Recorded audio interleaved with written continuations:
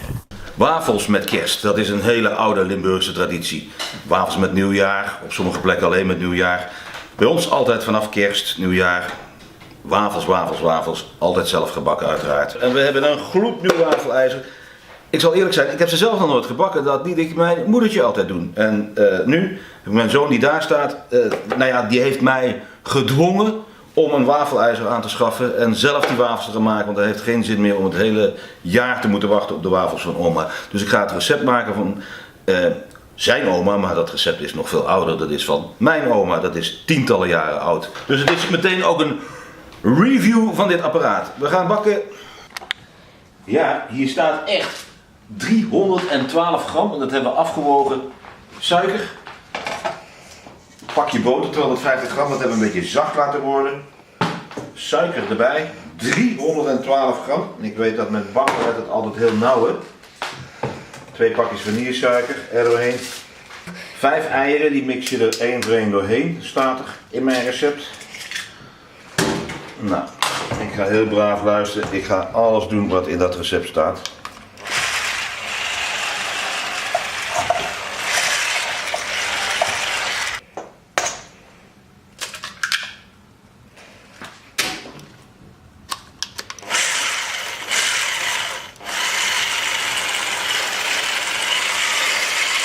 Een snufje zout. Wat is het?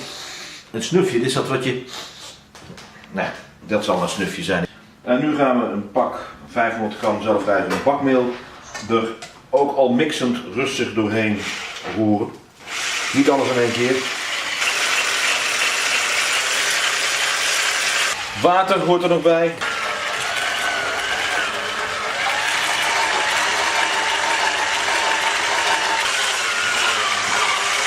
Nou, volgens mij hebben we een heel mooi wafeldeegje hier, jongens. Nou, dit is hem dan. De grote wafelbakker Kik Maassen, mijn zoon.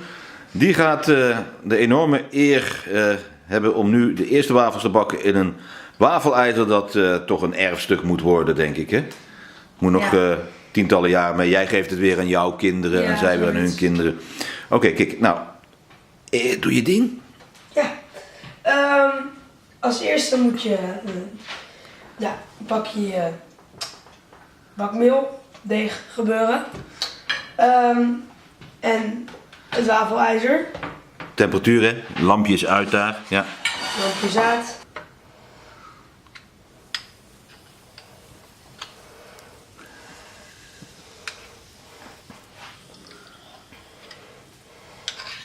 We weten het niet, hè?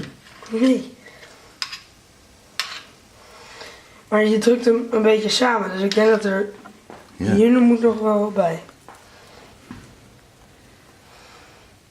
Gaat hij niet een beetje erlangs allemaal? Nou. Ik zou het gewoon lekker doen. Ik denk dat dit een beetje te weinig is. Nou joh, we zien het, we zien het. We hebben nog heel veel pogingen te gaan, hè. Doe maar dicht. Zo. En nu moet je wachten en belangrijk, je moet hem niet te vroeg open doen, want dan trek je ze uit elkaar. Ja. En hoe weet je nou of ze klaar zijn? Volgens mij moet je je neusje gebruiken. Ik denk het ook. Lekker. Wachten. Even wachten. Eigenlijk gewoon een cameraatje inzetten. Ja, echt hè?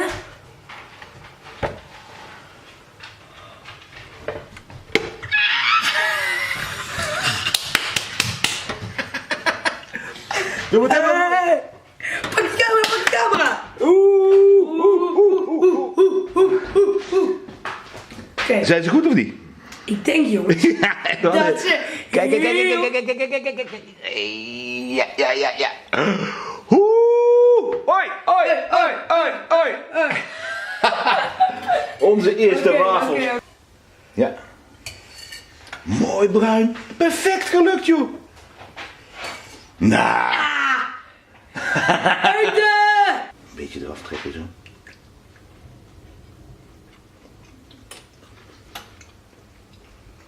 Nou, dat lijkt toch echt best wel een beetje op oma's wafels, of niet?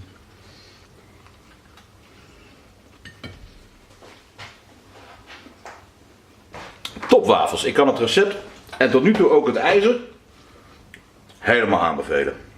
Hey. We hebben wafels gebakken, maar ik moet eigenlijk zeggen, Kik heeft eigenlijk alle wafels gebakken. En je hebt één wafel die wil je even showen, denk ik, hè? Dat is je perfecte wafel. De perfecte wafel. Ja, is hem dat? Nou, Ja. dat die ook perfect smaakt, dat hebben we al gezien, hè? Nee, dat hebben we Ja. geproefd, want we hebben er al een paar opgegeten. Met dit recept bak je ongeveer 25 wafels, er zijn er een paar weg, maar 25, zoiets. Lekker.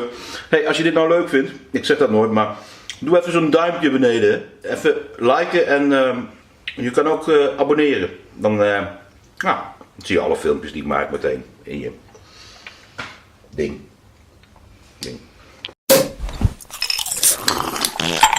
Lekker.